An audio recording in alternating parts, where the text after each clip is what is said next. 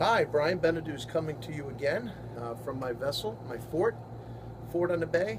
Um, Hot outside, nice inside. But this seems to be my most comfortable place to read and yap. So I'm going to be doing as much as I can from here. Uh, but we're on chapter 4 of the book, my book, Scared to Death, Do It Anyway. And this one's titled Emergency, which was a show that I remember very well from the 70s. And it's a very short chapter, but it's powerful for a lot of reasons, and I'll talk about it at the end. When the show started, there was always a back and forth with dispatcher and one of the actors called Dr. Kelly Brackett and John Gage and paramedic Roy DeSoto, and they go through this tidbit. I'm not going to go through it. I'm going to start with the chapter, but it's essentially the ambulance talking to the hospital. So, if you are old enough, you might remember the TV show Emergency from the 70s. It starred Randolph Mantooth and Kevin Teague as paramedics who would put their lives on the line every week while running around Los Angeles saving dying people and rushing them to the hospital. Oh my God, I hated that show. It was a great television show for a kid. Action, suspense, police cars, fire engine. What was not to like? But for me, I couldn't watch any TV show about the medical profession. The minute Gage and DeSoto showed up at the scene and the victim was either passed out, hyperventilating, dizzy, unconscious, feeling chest pain, hallucinating, or experiencing any one of 100 other symptoms, my anxiety level would shoot through the roof. I would believe, hey, that's me. That's what I have. I'm going to pass out. I'm going to get rushed to the hospital. I'm going to die just like them. To be honest, my dislike of Emergency extended to any and all hospital TV shows or any other drama that over the course of telling its story found its way into a hospital or doctor's office. I couldn't watch any of those programs without believing the victim on each show was me. Thank God I didn't have the internet or WebMD when I was growing up. More on that later. Panic and anxiety attacks are a mental problem first, and physical problem second. However, I can tell you firsthand that the pain and physical symptoms at times will become so intense that I truly believe I was dying from some serious disease. When you don't know what you have or what's wrong, your brain has the tendency to search until it finds what it thinks is the most logical answer. It's looking for its aha moment.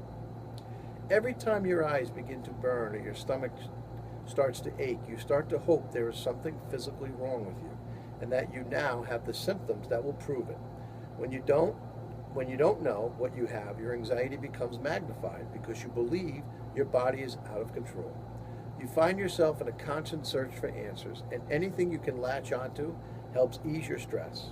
You pray you'll discover the aha moment again, because that last aha moment, though it provided temporary relief, didn't work out so well. Ironically, every time you get sick, it comes with an unexpected feeling of relief. Yes, thank goodness I'm sick. There really is something wrong with me. I feel like this because I have XYZ disease. The thing had become something with a name that I could now explain, understand, and control. But sadly, after every illness, something terrible would happen. I would get better. I admit this is hard to understand, but I guarantee that people who suffer silently from this affliction know exactly what I'm talking about. They pray to find the real reasons behind their thoughts, and they're thinking and look for answers around every corner, including every TV show. At this time in my life, I'm actually happy to report that my condition is not a disease you can treat with a drug or a pill. I once hoped it would be like diabetes, where you could simply inject a bit of insulin in your arm to monitor your sugar levels and make you feel better. But that's not yet the case with severe anxiety. It has been proven that there are many chemicals in the brain, like serotonin, that influence mood and feelings, and every one of us possesses different levels of them naturally. There is also a part of the brain called the amygdala. Yes, I pronounced it correct. That controls anxiety, aggression, and the fight or flight response, and responds one way in some people, yet entirely different in others. There are physical origins for anxiety and panic attacks. Doctors and scientists are still studying them to understand how they fit together and work. If they happen to be broken, there is no pill to fix them. But this doesn't matter. When it all comes down to it, it is still very possible to beat it. And I don't mean by fighting. I have learned that it sometimes is best to just let the beast be. And there's actually a picture of the emergency vehicle they used during the show. That's a very powerful chapter, and I wanted that included. There were a lot more shows, but that was one that I remember vividly, only because the actors were young and obviously good-looking guys, and you know, there was a lot going on, and it was always rushing to a victim and so on and so forth. And like I said, when you have anxiety, you live vicariously through anybody that's suffering with a disease or somebody that thinks that they have something, because you're always looking, as I mentioned, for that aha moment. This is today's version in my world of WebMD.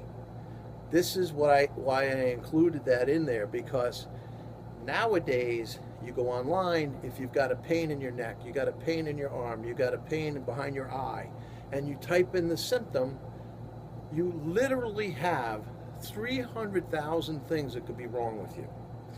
People with anxiety and panic latch on to every one of those things, and they want to believe, I have that, I have that, I have that. I know it sounds ridiculous and sick and absolutely like, what are you, out of your mind? That's what you think, that's what you feel. You feel like there's something wrong with you, and you're trying to find the cure, and you feel like you're going out of your mind. You feel like you're going crazy. I mentioned in there about doctors at the end because, as you know, I partner with Bradley Hospital, who they're doing a phenomenal job with kids. As I mentioned, I need to mention it again, the profits from my book, all my profits go to the Bradley Children's Pediatric Center for anxiety. They work with OCD, they're an incredible, incredible place. I'm going to be doing more speaking engagements with them on educating people that don't suffer, lucky for you, but educating them on what it's like to go through it as a young child. These are the things that spark the anxiety in you, and these are the things that heighten anxiety, and that anxiety tree and waters and manifests it so it becomes something that you don't want it to become, which is out of control. So, like I said, years ago, we didn't have Google, we didn't have search engines that we can find. So what we did was we started to think, and anywhere there was a place where we had an outlet, a bad outlet, of somebody that was suffering from some type of disease, it was a way for us to latch on to that and say, oh, wow, that's what I have. And I could tell you, from the time in my early childhood to into my 20s, I suffered from over 300,000 different diseases, because every time I heard something, it was something that I had. And fortunately, unfortunately, fortunately, I did not suffer from them. But I always thought I did.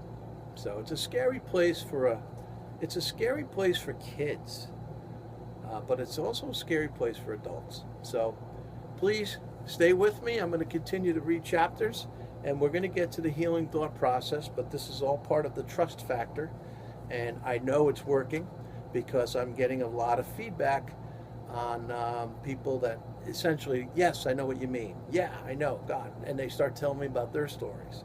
Some of the emails are a couple of pages long. It's pretty neat. Okay, that's it for today. Let's do another chapter. Take care. Have a great one.